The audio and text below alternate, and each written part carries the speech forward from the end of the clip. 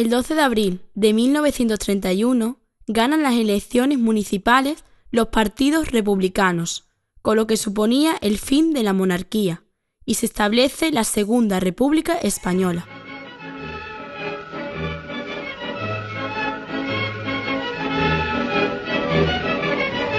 Esta suponía una esperanza de progreso. El pueblo esperaba terminar con los problemas endémicos que arrastraba. La nueva Constitución, en sus primeros artículos, resumía el espíritu del nuevo sistema. España es una república democrática, de trabajadores de toda clase, que se organiza en un régimen de libertad y justicia. Los poderes de todos sus órganos emanan del pueblo.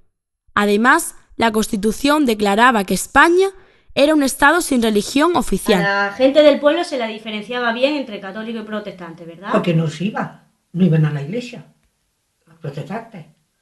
Ahora que leían mucho. Ese su domingo, a misa no iban, pero su libro leerse sí. ¿Qué habéis rezado? ¿Qué ha dicho el cura? Pues ya se lo explico todo. A lo que ella había dicho. Y ella... Dice, la Virgen María no es pura, porque tuvo un hijo como tenemos nosotras. Y es lo único que varía que no creía. El entusiasmo con el que el pueblo recibió la República no fue demasiado duradero. Como ya había sucedido antes, esta euforia pronto se fue difuminando. Poco a poco se fue creando un clima de inquietud y violencia que llevaron a España a...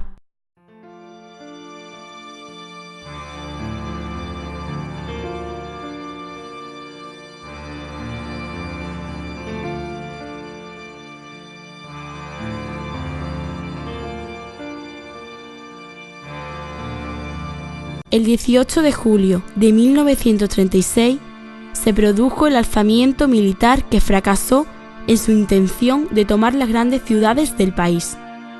Estas ciudades continuaron con la República por la reacción popular y aquellos sectores militares que permanecieron fieles a su juramento. En nuestra región, la Alta y la Baja Extremadura quedaron bajo control diferente. Así, en el norte, las unidades militares se posicionaron al lado del bando sublevado. El sur seguía bajo el control republicano.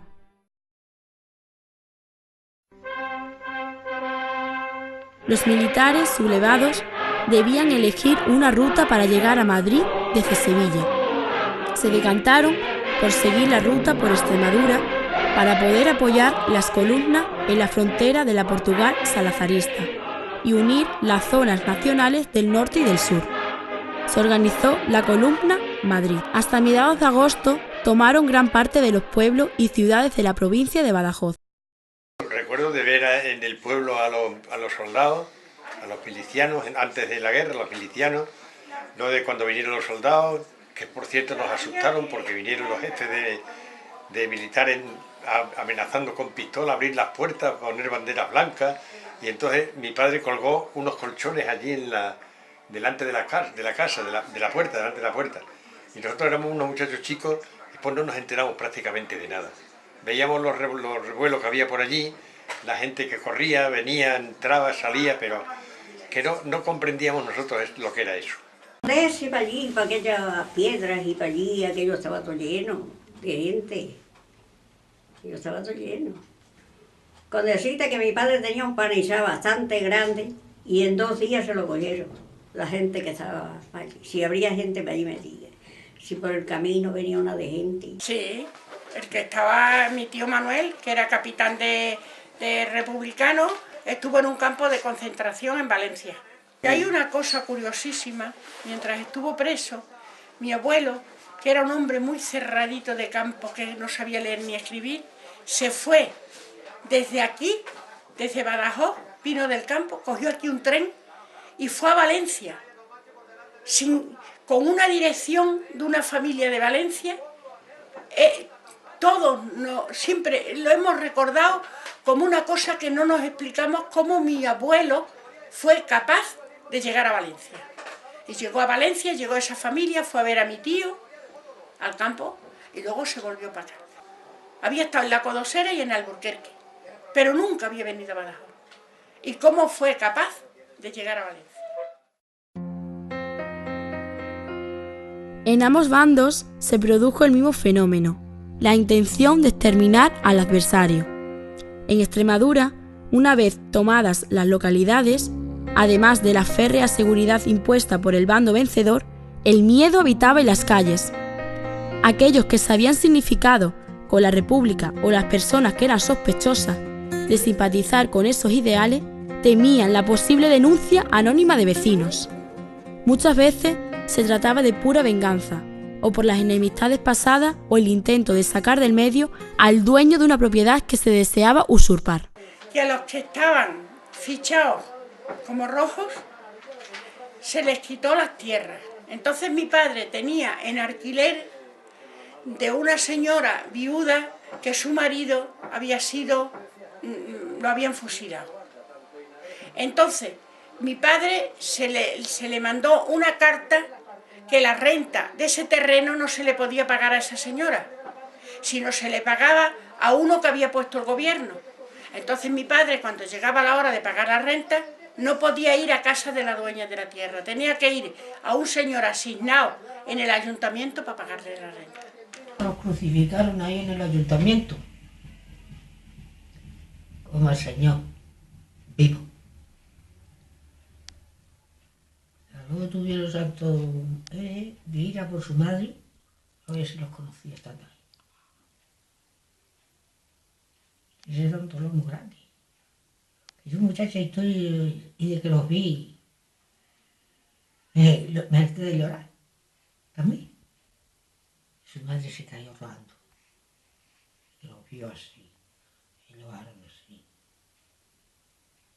Cuando lo hacían mirar de enfrente, pero que vieron bajar así la cabeza. Pobrecito. Eso no se faló, pero tenía que muy grabado. Luego de eso sinvergüenza, y a luego lo bajaron de ahí y los ataron a una soga al cuello, los cuerpos, y a la laguna esa de los Quintos, a las minas esas que había. Y los tiraron. Pero fueron de rastra. Desde aquí a los Quintos, de rastra. Eso era muy doloroso. Sara. Y la mataron también. Y Francisco Zavales mandó al hijo que la apoyara. Después de muerta.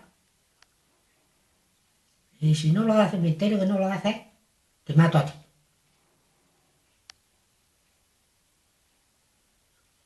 Por eso cuando el toro le mató, dirían que eso lo tenía bien merecido y más también.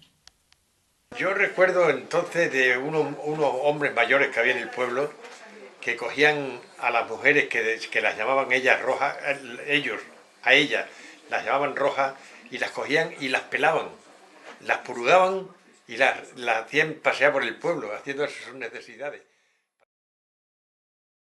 Ya controlada Extremadura, el general Franco había completado parte de la marcha sobre Madrid, pero la comarca de La Serena quedaba en poder de la República, manteniéndose un frente hasta el final de la guerra en 1939. A la misma vez, en las sierras de Extremadura se libraba otra batalla. Y le digo a mi padre, el pobre, digo, padre, digo, ahí, en el cristal hay un hombre con un fusil. Pero nosotros sin esperar aquello ni mucho menos. Cuando en esto llamaron, nos echaron todos a la calle, al patio que teníamos allí. Hasta mi abuelo, el pobre que era viejito, lo echaron allí a la calle.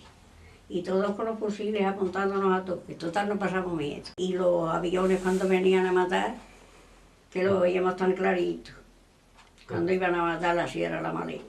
Y una vez salió mi padre, el pobre, a buscar leña, ya ves tú que eso, porque hacía mucho frío y salió allí a donde teníamos la leña, a hacer lumbre. Y aquel hombre se ve que era buena persona. Dice, no haga usted lo que ha hecho usted ahora. Dice, mira que usted no sabe dónde está usted metido. Dice, que sepa usted que hasta en el portal allá abajo está rodeado todo. Se llevaron una camisa que tenía mi madre planchada para mi padre encima de la máquina, ¿no? Bueno, venían los reyes. Aquellas, muchas cosas, todo lo que le venía se llevaba.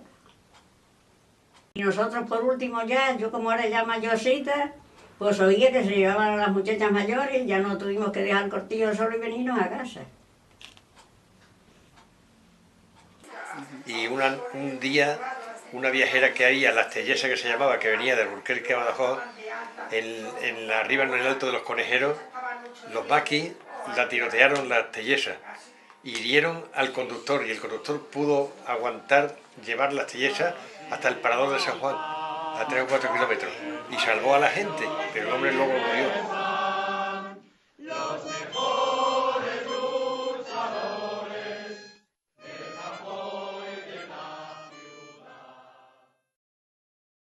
Después de la guerra, siguieron años muy duros, que tuvieron que recorrer lentamente. Muchos se exiliaron, pero otros muchos permanecieron en aquel escenario de ruinas. Teníamos una cartilla maquilera. El pan lo daban con una cartilla. Todos los días te daban un chusco, un bollo o una cosa de esas, pero se pasó mucha hambre, mucha. Era, por ejemplo, los lutos. Los lutos eran horribles. Yo recuerdo, mi tía, con 25 años, se murió mi abuelo en el año 42 y mi tía se le estropeó totalmente la juventud, porque se vistió de negro, estuvo 5 años guardando luto. Su pandilla, sus amistades se enamoraron y se casaron en esas fechas, se solía la gente casar bastante joven. Y cuando mi tía terminó con 30 años, mi tía ya era una vieja, ya no se casó nunca.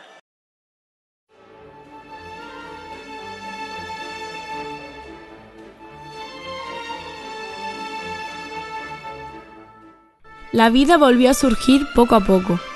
Pese a estas dificultades, intentaron vivir con normalidad, pero la escisión entre vencedores y vencidos se mantenía vigente en la separación de las clases sociales. Había bailes, el baile diremos, de la élite del pueblo, que ese ahí no se podía entrar. Luego había un baile que le llamaban el casino de la meztura. Meztura quiere decir mezcla. Entonces ahí se mezclaban los campesinos con los que estaban allí que no pertenecían a la élite. Por ejemplo, los carpinteros, los albañiles, el que tenía una tienda.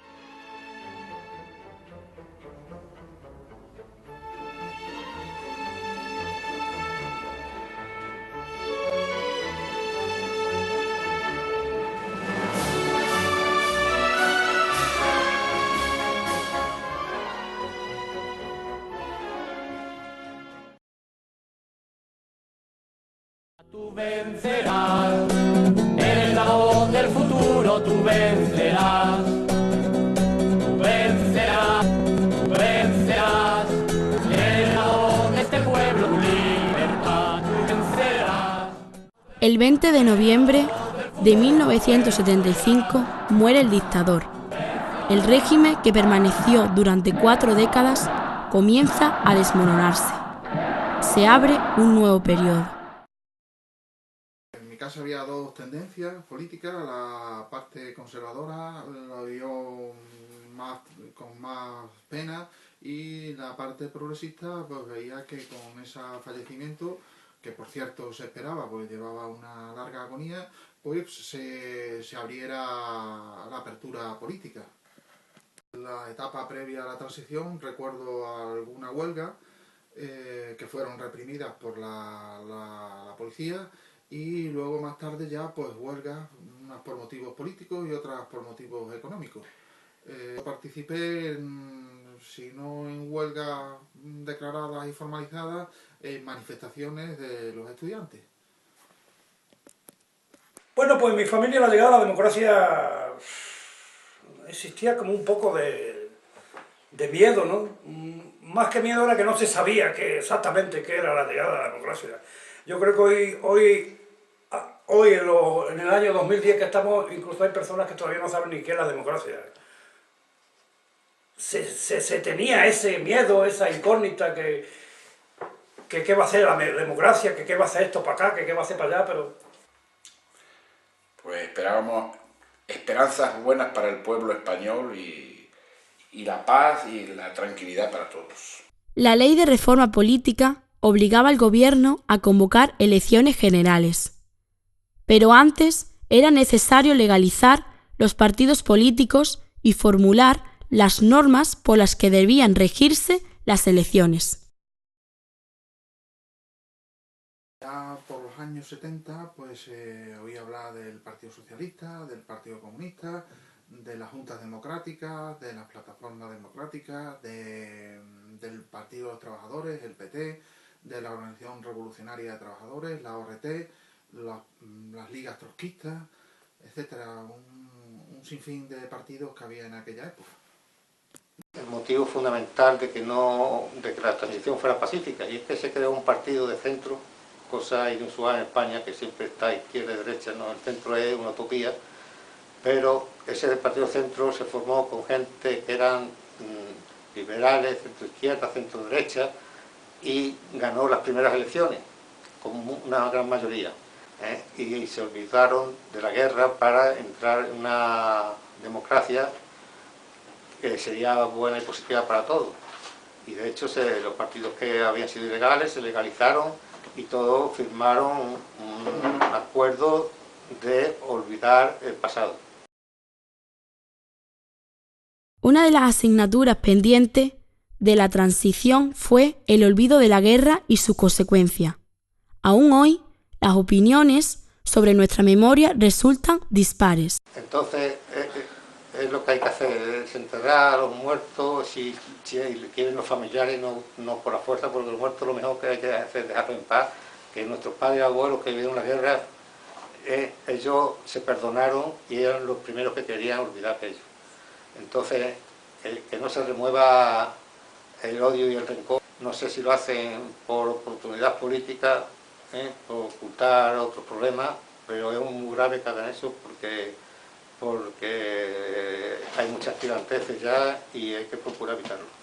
Pero bueno, esas personas no quieren que se mueva nada porque, yo no sé, es como si tuviesen miedo de que la gente conociese la verdad de lo que pasó. Precisamente sería bueno de que la gente conociese verdaderamente lo que pasó y cada uno que opine como quiera, pero que se conozca lo que pasó y que se reconozca a las personas que fueron culpables, aunque no se le haga ningún juicio, ya lo sabemos todo el mundo quiénes fueron, se reconozca, punto, y ya está, ¿no? Pues abren heridas, todo lo contrario. Yo desde luego me encantaría, tendría todavía la herida mucho más cerrada, no la tengo abierta, pero la tendría mucho más cerrada si yo tuviera el cuerpo de mi abuelo con nosotros, en el cementerio enterrado debidamente, con su nombre, su apellido, su lápida y en su sitio, como debe de estar, como está todo el mundo, ¿no? A mí, por lo menos yo, tendría la herida todavía más cerrada, no sería abrir la herida, sería al contrario, cerrada, creo. Hombre, gárula tolvanera, entre la torre del azul redondo, vencejo de una tarde, algarabía desierta de un verano. Hombre, borrado la expresión, disuelto en ademán, solo flautín bardaje, solo terca trompeta, insípida e inusual, como la transpia. Hombre, melancólico grito o solitario, y triste galardón. ¿Dices algo? ¿Tienes que decir algo a los hombres o a los cielos? ¿Y no es la amargura de tus gritos, la densa pesadilla del monólogo eterno y sin respuesta? Hombre, cárave tu angustia agujero de tus días estériles. ¿Qué aullas, can? ¿Qué gimes?